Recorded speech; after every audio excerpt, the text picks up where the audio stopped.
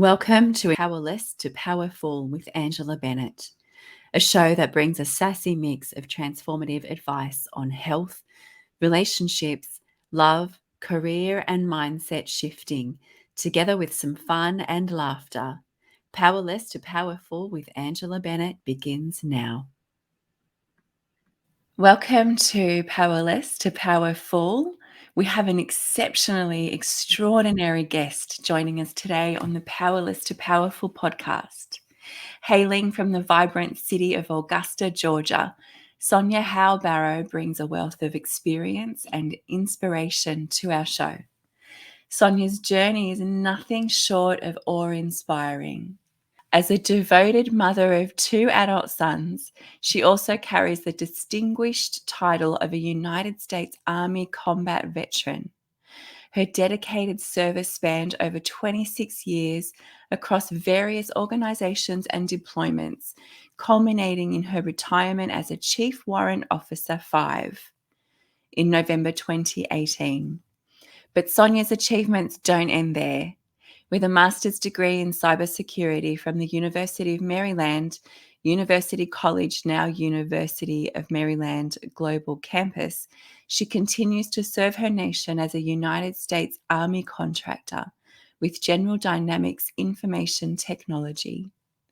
In addition to her professional accomplishments, Sonya is a prolific author with 2 inspirational guides and several Amazon #1 bestsellers to her name. Currently, she's crafting a 2-part memoir and a 4-volume book set inspired by her powerful fire tagline: be fearless, be inspired, be resilient, be empowered.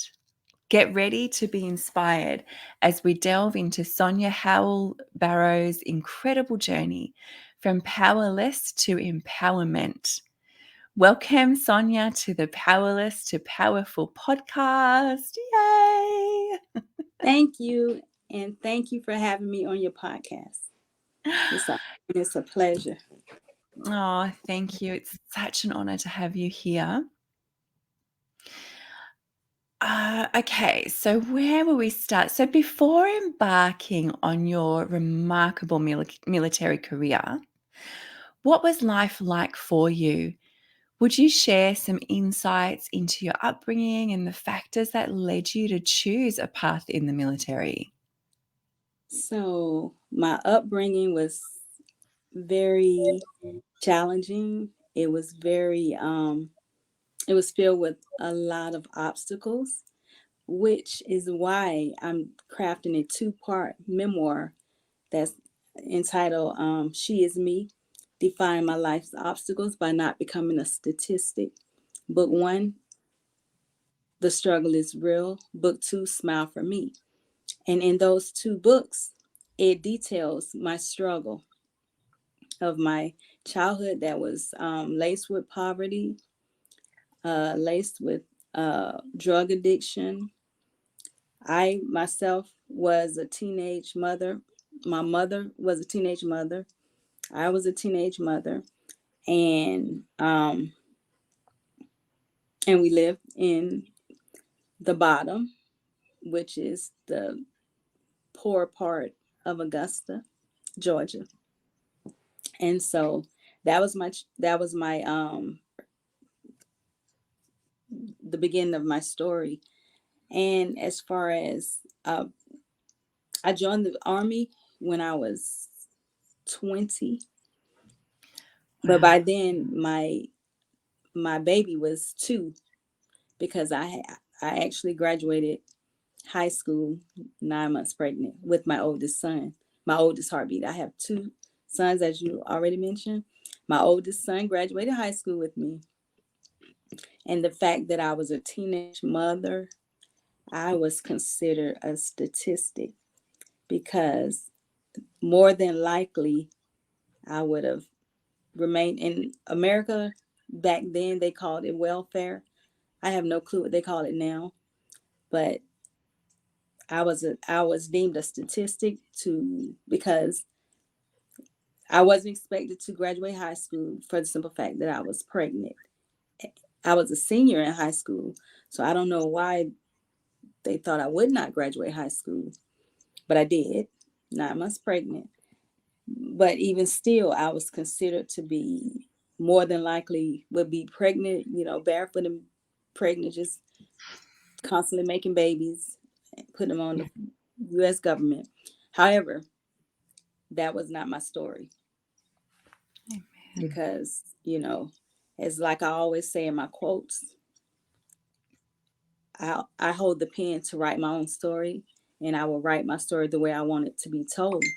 I was Mm, not going to allow society and the state of Georgia, the city of Augusta, and the county of Richmond County to tell me that I would just consistently have baby after baby after baby, mm. and that I did not allow them to tell me that I would not amount to anything. And right now I'm at home in North Carolina, and so I'm gonna slide out the way Yes, slightly. please. But so these are my tilt my um so the very top, that's my master's degree. Ah, wow. And then that's the so this is my master's up top. This is my bachelor's. This is my associate's. And I also graduated college, my associates, when I was in Afghanistan during my military career. So Wow. I got a certificate for that. And this little baby at the bottom that you cannot see, I'll tilt my thing a little bit. The green and gold, Uh-huh. that is my high school diploma. Wow. The fact that now, because we've been putting off the interview, for a week, but I agree with you. I think it was meant for me to do this interview in my own home with my degrees on my wall. For the simple fact, I started from the bottom and I was not expected to graduate high school, let alone have degrees, master's, bachelor's, associate degree. So, yes, I defied my life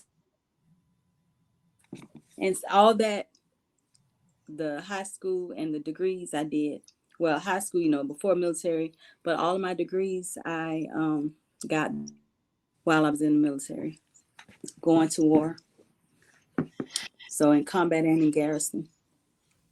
And congratulations. Thank you. Congratulations. Like, when you go against the grain, it's huge. It is, don't underestimate that. Yes. And are you the first one in your family to have a master's degree? Um, from with my mother's children, yes, yes, Wow, yes, congratulations. yes, It's so powerful when you change a pattern in the bloodline. yes. It's so powerful. And I love what you said, like society said you would probably end up this way, more than likely, a Yes. statistic. And, um, we don't have to accept what people say about us and the predictions that they put on our lives and the words that they speak over our lives. And I think that's really a choice that we have to make, a decision that we have to make. Oh, okay, you said this about me, so I should be that. So, and I can vouch for that growing up, or not growing up, but being involved in the sex industry myself. Mhm. What society said about me was shocking. Where I should have ended up, you know, probably a drug addicted prostitute in the grave. Like, the things that they say about women like me, they're not pretty. But Right. we get to choose what we do with that. We get to choose the trajectory of our life. Yes. Whew, that's Yes. so powerful. Do you have anything else to add to that? Um, no, because I agree with you because that is my thought that I hold the pen and the paper to tell my story the way I want my story to be told. And that's important. So yes, that's it in a nutshell. Yeah. I love that. That's so great, and that's so spot on. We hold the pen. We hold the pen. So you have contributed to chapters in anthologies with powerful titles like "The Courage to Evolve," "Better Days Are Coming," "Joy Comes in the Morning," and "So Can You." Would you Yes. provide some they're powerful titles. Would you provide some insight into the experiences or moments in your life that inspired these chapter titles? How did you find it's kind of a two-part question, like, how did you find the courage to evolve? And what message do you hope that readers take away from these anthologies? Hmm. So with each chapter is pretty much based on a part of my fire. 3 of them: be inspired, be fearless, be inspired, and be resilient. Because when you think about and more than a conqueror, better Mm, days are coming. So that was my first one. I did my quotes out of order because better days are coming. Um that was my be resilient. And then mm, evolve, I was thinking about being inspired. And then the so can you be fearless. And the reason why I say that is because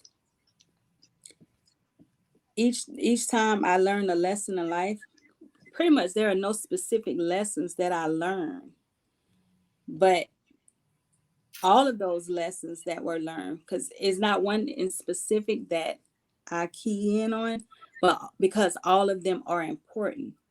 And so when I think about all of my chapters together, the most important thing that comes to mind is I am grateful, and I say this a lot. I am mm. grateful to those who rejected me and who told me no, because the no forced me to be fearless, be inspired, be resilient, and be empowered to control the outcome of my own destiny. Because again, I hold the pen in my hand to write the future that God has planned for me. And so my my fire tagline and my stories that are outlined within the tagline are the stories that and the situations that led me to what I believe in, and to why each lesson is not just a lesson. All of the lessons are compiled into one big story of Sonya. Yeah. It's one big lesson. Where did you discover this tenacity? Where did you develop this tenacity to keep going in life? I mean, you did have a baby at 18, yet you graduated. You've done all of these things. Where did you first, like, is that something that your mum instilled in you? Is that something that you had to go, "Hey, this is not okay with me to accept this, and I'm gonna change this." Like, where did that initially come from? A lot of us, when you're brought up a certain way, you're so used to those paradigms.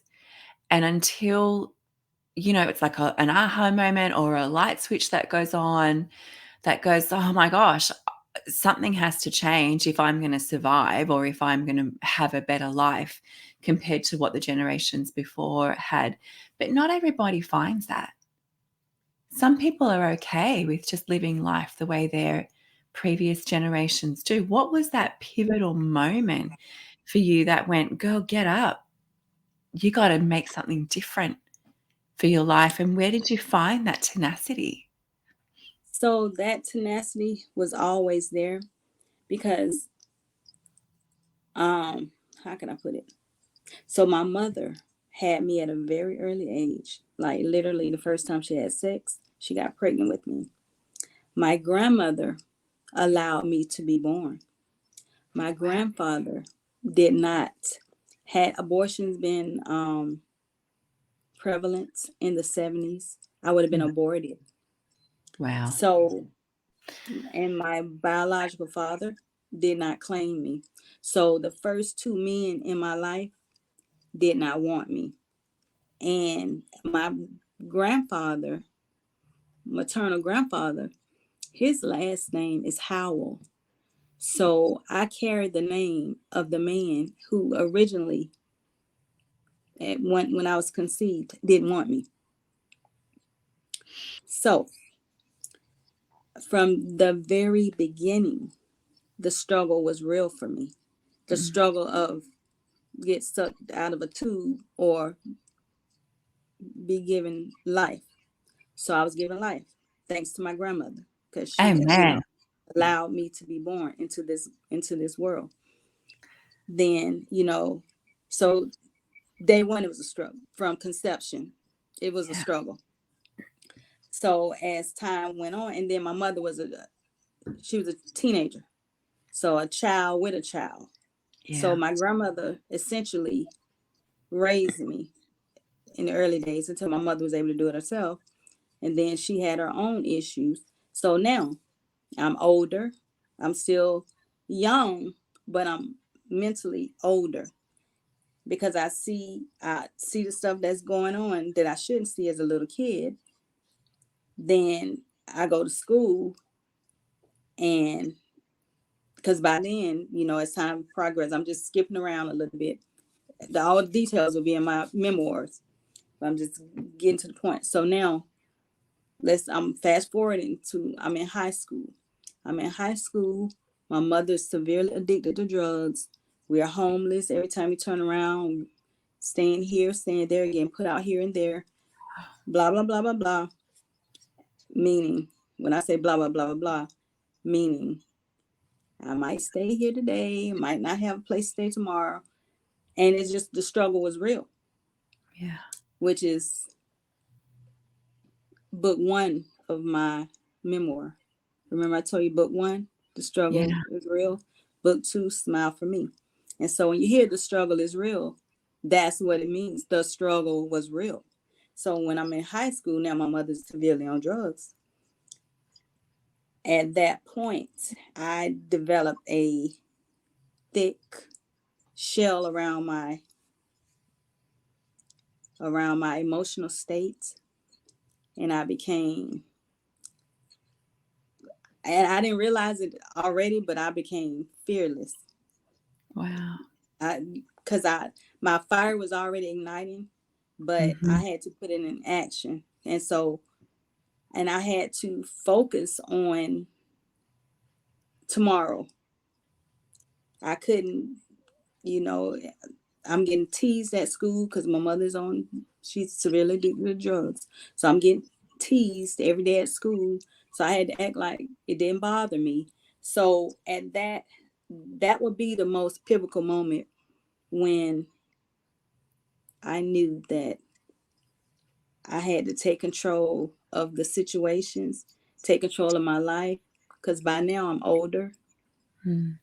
and I knew I had to do what I needed to do. That was whatever was in my best interest.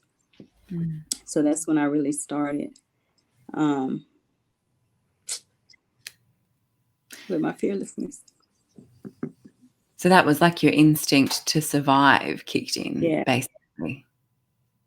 I Wow. did. Yeah. That's amazing. So where did your be inspired come from? Because you've got be fearless, be inspired, be resilient, be empowered. So because even though I knew that when I would see other people, and I would think, oh, well, if they can do it, I can too. So my be inspired is, so can you. So can you. Always so can you. Yeah. And so and I put so can you in all of them, in all aspects of my fires, because I'm always singing. So even though I pigeonholed it in one of my fires, I actually think about in every aspect When I'm being fearless, so can you. If they can do it, what are you afraid of? You can do it too. So can you. Be inspired. What do you want to do? They can do it, so can you. Be resilient. They bounce back, so can you. Be empowered. If they can have courage, so can you. So can you is how I managed to, at 20 years old, temporarily gave, because when I joined the Army, I had to get off of public assistance. And then I had to give my son to my grandmother. And I joined the Army to give him a better life. Because so can you. And when I went through the 26, because I did 26 years, 1 month, and 12 days in the United States Army. I deployed 2 times to Iraq and 2 times to Afghanistan. Wow. It was not a walk in the park. And I achieved the highest rank in the United States Army, which is Chief Warrant Officer Five. The highest warrant officer rank, in the United States Army, which is Chief Warrant Officer Five. And I did that with the same mentality. So can you. If that person can make Chief Warrant Officer Five, so can you. So everything I did is based off, so can you. So can I you. I love this because this is the part, this is the entire purpose of this podcast, right? From powerless to powerful, to inspire people wherever you are, whatever you have been through. Your past does not define you, it refines you. And so stories like yours, stories like mine, stories like my other guests, we've been there. We've been through the bottom, as you called it. Yes. We've been at the bottom. We've been totally smashed to pieces, and we've had to pick up those pieces and keep moving forward. That's a choice we make, because we could have chosen to stay down. Yes. But the bottom's crowded. The bottom's Yes. crowded, honey. It's time Yes. to get up because, like you, I mean, look at you. Look at the impact that you're having on this world. If your grandfather had his way and you were aborted, this world would have missed out on you and everything that you bring to it. If you Yes. had decided to stay down, the world would have missed everything that you've brought to it. Your children, your boys would have missed everything that you've decided to bring to it. And the same with my children. Like, if I had decided to stay down and stay in the sex industry and allow my life to go that way, I'm like 460 days sober from alcohol and cocaine myself. So we have these, thank you. We have these choices to make. Are you going to stay there, or are you going to change your life and do something about it? Because if we can, so can you. I love that so much. Thank you. Thank you. Thank you. This is the entire point of this podcast. The entire point. Like, this is why I love God, being God's mouthpiece. It's like, hang on a sec. There's so much tragedy and trauma and pain that we Yes. experience as humans in life. The Bible promises, well, not promises, but the Bible tells us you will endure hard times, but I will be there. I am your comfort. I am your protector. I am your fortress, and I will shelter you in my wings. And he brings us through. I will never leave you or forsake you. He brings us through these things. And, when you're at the end of your rope and you're just holding on, just make sure it's a thread of his garment, that we're holding on to, because it won't break. That's Right. where we get our strength from. That's where we get our help from.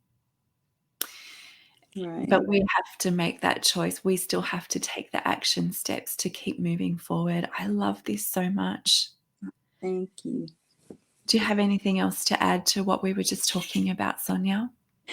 One of the other things that I think about is something that I always tell myself is, and I call it one of the most important things that I realize, is that what doesn't kill me will only make me stronger. And it goes back to my fire tagline, because I am fearless, inspired, resilient, and empowered to do what needs to be done in the face of adversity. Yes. I love my little twist on that. Whatever doesn't kill me, better start running. Oh yeah, I like that too. Yes. But it's so true. That's so good. Now, the Yes. reason we were connected is because you are in the anthology Your Next Best You with Dr. Pamela Henkel, who's been a Yes. mentor of mine for a few years. I adore that woman. Yes. So, and this is your chapter there is titled, this is the So Can You chapter, right? Yes. Yes. So we now know what inspired you to choose this title, because that was my question, what inspired you to, but we now know. But what empowering message or advice do you hope to convey to readers who might be facing their own challenges? Maybe you can elaborate a little bit more on this. Yes. So again, with my chapter, So Can You, the core message from my chapter is that whenever the reader looks at their reflection in the mirror, never forget that if the next person can do or accomplish their dreams, goals, desires, ambitions, and whatever it is that they're trying to do, so can you. Mm. And just never discredit yourself. You can do it too. So can you.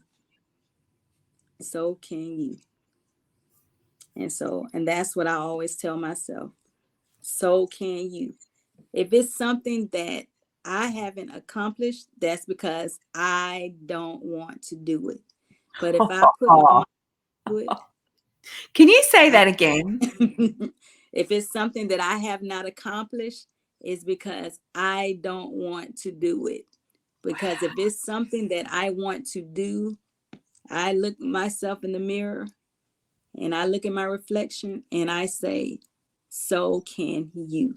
So the core message to the readers is look yourself in the mirror, look at your reflection.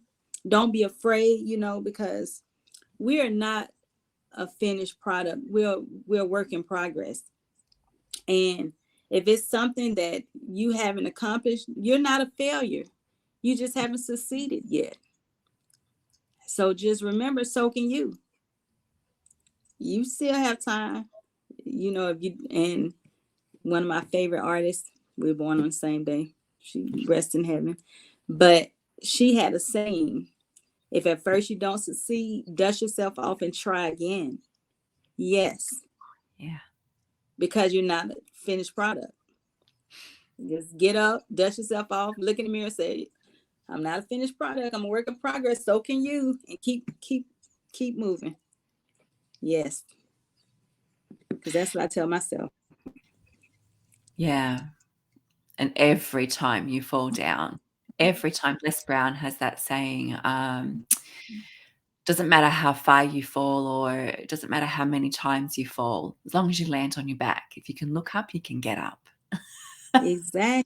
And that's true, because back in 2013, my mother, just real quick, a sidebar, but my mother became my military dependent. So she was able to travel with me. Wow. And when I was stationed in Europe, in Germany, right before I brought her with me to Germany, she had a goiter on her neck. So then when we got to Germany, she was feeling a little sick. We ended up having to medevac her to Walter Reed, which is in Maryland, well-known military hospital. She had thyroid cancer. Oh, wow. And so because thyroid cancer is genetic, when I took her there, her doctors took one look at me and asked me, well, who are you? Like, who are you? And I was like, I'm her daughter, her biological daughter. And then they said, well, biological? And I said, well, yes. Well, we need to test you too. So bottom line is I had medullary thyroid cancer. I didn't know. And I was at this point, I want to say maybe 19 or 20 years in the Army. And normally you can do 20 years and you can retire. I did 26. But almost at 20 years, I found out that I had medullary thyroid cancer. And so immediately when they told me, after they did a whole battery of tests, because I was still active duty military, they wouldn't release me back into my organization. They immediately assigned me to the medical facility so they can run these tests.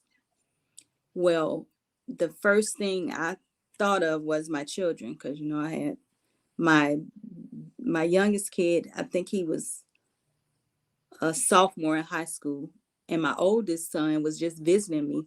So we left them in Germany and we were in Maryland. And my first thought is, what if I die under the knife when they're trying to get the cancer out of my throat? This is me, in my mind thinking that. And then I just cried, prayed, and said, you know what? I'm going to get through this. What doesn't kill me will make me stronger. And I'm the house, and I cannot crumble, and I cannot fall, and I cannot fail. I will get this thyroid cancer out of my throat, and I will go back to Germany, and I will heal, and I will keep going. Now, my weight been up and down since then, but, because I'm on medication. But Yeah. I am a medullary thyroid cancer survivor as well. So what Yeah. didn't kill me only made me stronger. Yes. Far out. What a shock. Number one, that your mum had cancer. Number two, that you didn't even have a clue. I didn't No have idea. a, and I wouldn't have known if I would not have made her my dependent and Wow. she was having symptoms. She didn't know. Mm. And then because yeah, it was a blessing. It was a miracle. And thank goodness I was still active duty. And my Yeah. youngest heartbeat, he tested positive.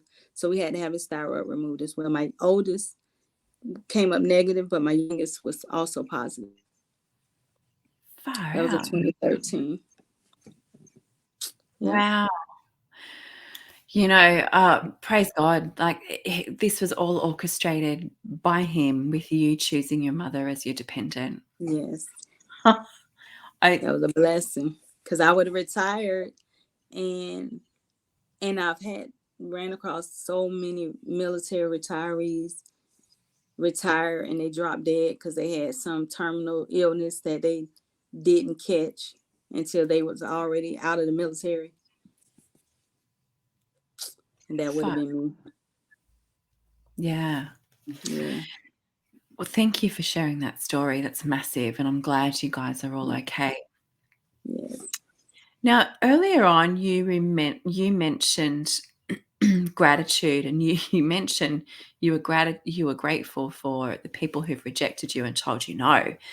But just in general, I want to know about tips around mindset, because what you've been through, it's extensive, it's massive. So, and I truly believe our mindset plays such a prominent role in how we make it through daily. Like, gratitude is a massive thing and needs to be part of, like, our daily routine, if you have a daily routine. What do you think about that? Do you have any particular mindset keys or nuggets that people can use to help shift the paradigms that they have and the mindset that they have, and help them with moving through life? Most of us have had trauma or hardships of some sort, and it's easy to get stuck there. But what about our mindset and helping us move forward on a daily basis? Um, Pretty much to have a positive mindset. And it goes back, I said earlier, what doesn't kill you only makes you stronger. If you maintain a positive mindset, you can think. Oh, and it goes back to my soaking you. Because if you have a positive mindset, you you can think the world is, you know how they say you look at the glass half empty or half full? Yeah. Well, with a positive mindset, you can look at it, oh, my glass is half full. But with a negative mindset, oh, my glass is half empty. Mm. So if you maintain a positive mindset, I think it helps with it gives, when you're positive, you think positive thoughts. When you're negative, you think negative thoughts. And so when you have negative thoughts, you're not inspired. You're not thinking about, oh, other possibilities, because your thoughts is, oh, woo me, oh. Like when I thought they was gonna kill me under the knife with the thyroid cancer. Yeah. Then I had to think that was negative. I had a negative mindset. But then when I started thinking about the positive mindset, oh, I have children, they need me, and we're gonna Mm. go off and do blah, blah, blah, blah, blah. And I got a kid in high school, I got a kid that's already a young adult, and we're gonna go off and we're gonna do great things. And so a positive mindset is endless possibilities. Mm. A negative mindset is endless excuses on why you can't get it done. Wow. That's so good. I think that's, science little bubble of thoughts. I love that. That is so good. That is so good. And so, because I guess we have the choice, excuse me, we have the choice of whatever happens to us, we can stay in victimhood, right? Yes. Or we can look at everything with opportunity and possibilities. Yes. Excuse me, sorry. So, staying in victimhood and blaming everybody around us for everything that's happening to us or happened to us, and the Yes. family we were born into, and the poverty and anything and everything else. Or we can really turn that around and go, okay, so how can I, number one, do the healing, be accountable for what's happened to us, and Right. do the work. And I truly believe in therapy and working through things. I think there's certainly a place for that. Get a good therapist, not one that's going to cause more damage. But using those experiences as opportunity and possibilities to what is possible for you to change in your bloodline to create a better life, not only for you, but the generations to come. Right. That's so important to be thinking about who's next, and the ripple effect on changing the trajectory of our life. The ripple effect is huge, Mm-hmm. as is the ripple effect if we stay the same Right. as what's happened to us. So thank you for sharing your input You- into that. Is there anything that so what are you doing now? Do you do coaching, or because you've got several books? Are you a coach? Are you a mentor? Do you have an organization? What do you do now? So I am a certified life coach, and I do mentor like the local soldiers and civilians and contractors over in Germany where I work at, always. And sometimes I even, how can I put it, when I go to different appointments that I may have or whatever, and they find out that I do life coaching. Back in Germany, I went to an appointment. The lady found out I was doing a life coaching, and we just on the spot, she needed some mentoring and guidance. So sometimes it's random.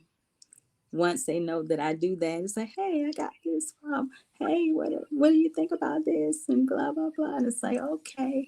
And then so I do that. Yes, yes, ma'am. That's beautiful. Well done.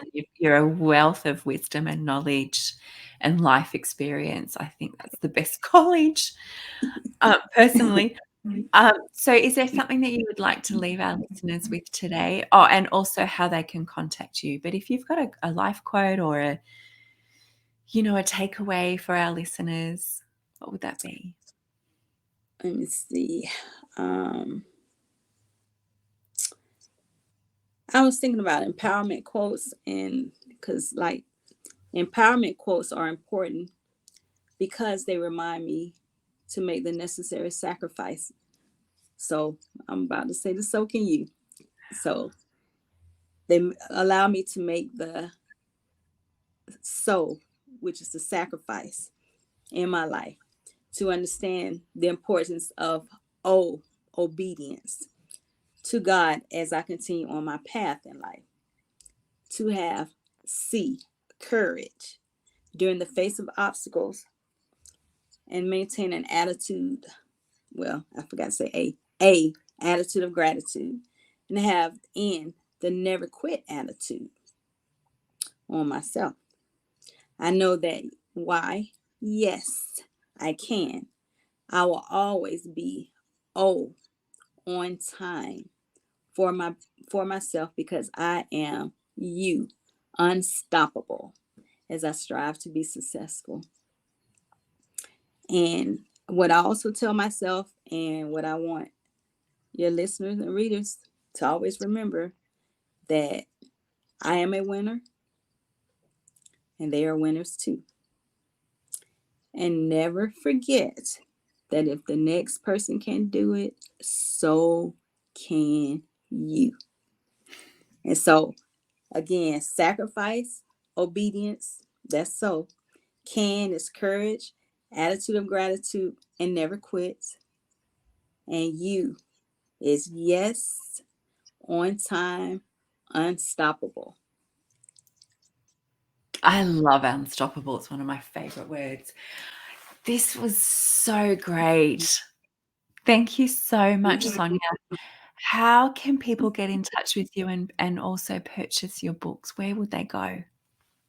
The easiest way to get in touch with me is via my website, which is www.sonyahowellbarrow.com. But I'm also on LinkedIn, is Sonya Howell Barrow. Facebook, I think, is Entrepreneur Sonya, and Instagram is Entrepreneur Sonya. Yes, ma'am. Also, And my email address is hello@sonyahowellbarrow.com. okay. Or they can just Google me. Yeah. Makes perfect sense. Yes. Google me. Google my name, and all my platforms will show up. Oh, amazing. Sonya, there you have it, everyone. Just Google Sonya if you want to find out more and contact her and purchase her books. Get your hands on those memoirs that are upcoming. Congratulations on the latest release of Your Next Best You in that Thank anthology. you. It's been an honor to get to know you, Sonya, and to hear your story and to provide a platform for you to share your story and inspire others to be fearless, to be inspired, to be resilient, and to be empowered. You are my perfect guest, and these are the stories that I love to share and to bring to those who are looking for inspiration. So thank you so much. Thank you for your service in America and everything that you do there. You are amazing. And thank you for being a guest on my show today. Thank you for having me, and thank you for your support. Thank you. And to my listeners, if you know someone, share away. If you know someone who needs to hear Sonya's story to bring them out of the pits that they find themselves in, please share and go to YouTube and watch the rest of my interviews. There's just a collection of people from around the world, just inspiring, amazing people and amazing stories of transition and transformation through hardships into just brilliance and living a life of satisfaction and peace and love and hope, bringing back to others who find themselves in hard situations. So thank you for your time with us today. God bless you, and we'll see you on the next show. Follow Angela on Facebook and LinkedIn at Angela Bennett, on Instagram at angieb_transformations, or visit angieb.com.au. And remember, your past does not define you, it refines you.